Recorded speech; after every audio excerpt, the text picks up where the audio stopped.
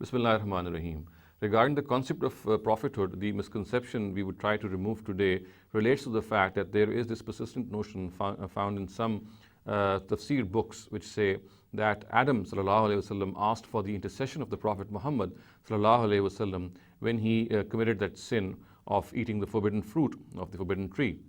Now, this is something which is mentioned by Tabari in the tafsir of the verse فَتَلَقَّى آدَمُ مِنْ رَبِّ كَلِمَاتٍ, which is, of course, a verse of Surah Baqarah, which means that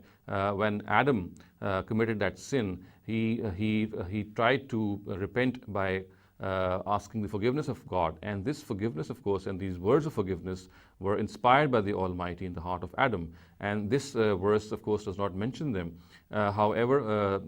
the exegete Tabari,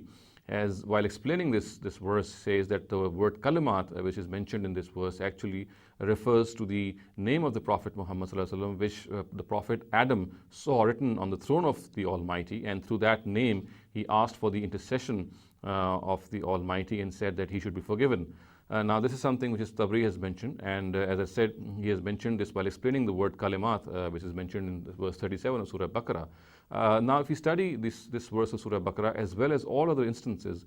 in which this incident is mentioned, and we know that it is mentioned at a number of times in the Quran, you will find that these words themselves have been cited at one place in Surah Araf in the Quran, and the kalimat, or the words which the Almighty inspired in the heart of Adam, which were the words of forgiveness, which were, of course, a prayer which Adam and Eve asked the Almighty to forgive them. They themselves have been mentioned in the Quran in Surah Araf, and the words, of course, as we all know, are قَالَا رَبَّنَا زَلَمْنَا أَنفُسَنَا, which of course mean that, O Lord, forgive us, رَبَّنَا زَلَمْنَا أَنفُسَنَا, we have wronged our souls. So the prayer, of course, continues and asks for forgiveness of the Almighty. So if we study these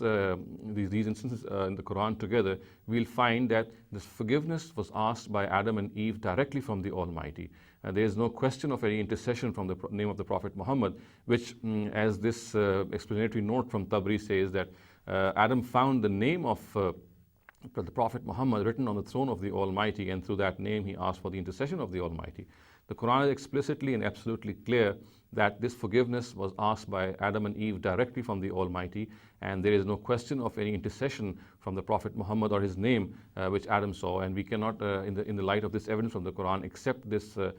opinion which is cited in the exegesis of the exegete Tabari. The Quran is absolutely clear that this forgiveness was asked by Adam and Eve directly from God, and there is no question of any intercession from the name of the Prophet Muhammad, which, as I have said, that Tabari has mentioned in his note to the tafsir of Surah Baqarah's verse,